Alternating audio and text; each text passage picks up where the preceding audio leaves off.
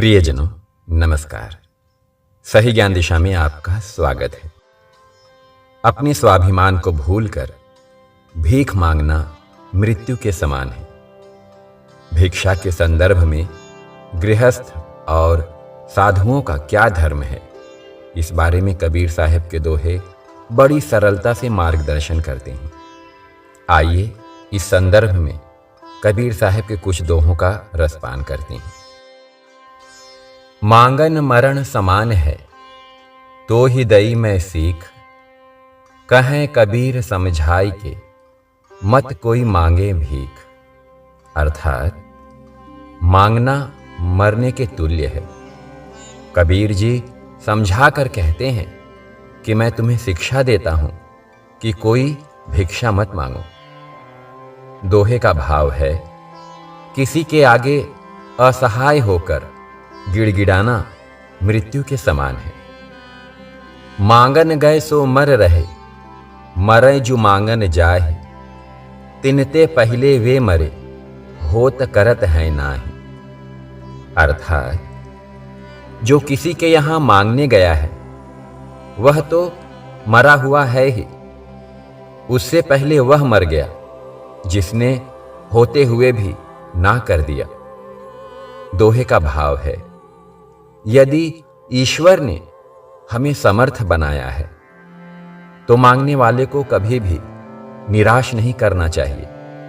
यदि सामर्थ्य होते हुए भी हमने ना कह दिया तो हम जिंदा लाश हैं जो किसी के दुख दर्द को महसूस नहीं कर पाते। तीसरा दोहा है, उदर समाता मांग ले, ताको नाही दोष। कहें कबीर अधिका गहे, ताकि गति न मोश। अर्थात यदि साधु उदर पूर्ति के लिए मांग ले तो उसको दोष नहीं है।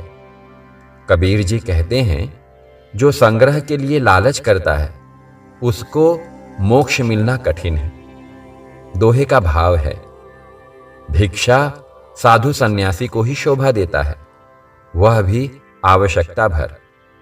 यदि मन में संग्रह करने का लोभ उत्पन्न हो गया है तो लोभ ही मुक्ति में बाधा उत्पन्न कर देगी। चौथा दोहा है, अजहू तेरा सब मिटे, जो माने गुरु सीख। जब लग तू घर में रहे, मति कहूं मांगे भीख। अर्थात आज भी तेरे सब दोष मिट जाएंगे यदि तू सद्गुरु की शिक्षा को स्वीकार कर ले। वह शिक्षा है, जब तक तू गृहस्थ है कहीं भिक्षा मत मांगना।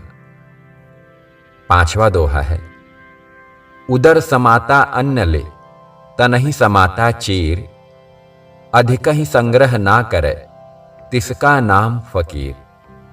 अर्थात जो उदर पूर्ति के लिए भोजन ले, शरीर के निर्वाह के लिए वस्त्र आदि तथा जीवन उपयोगी वस्तु के अतिरिक्त संग्रह न करे, उसी को विरक्त कहा जाता है। दोहे का भाव है, जो वस्तुओं का संग्रह न करे अपितु सदुपयोग करे, वही फकीर है।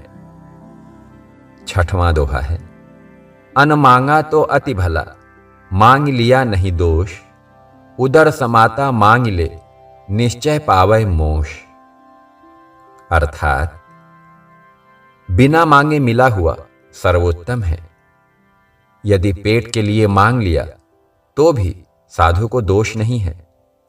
उदर पूर्ति के लिए मांग लेने में, मोक्ष के साधन में निश्चय ही कोई बाधा नहीं पड़ेगी। यह दोहा भिक्षा के विषय में साधु धर्म की परिभाषा है। सातवां दोहा है, अन मांगा उत्तम कहा, मध्य मांगी जो ले।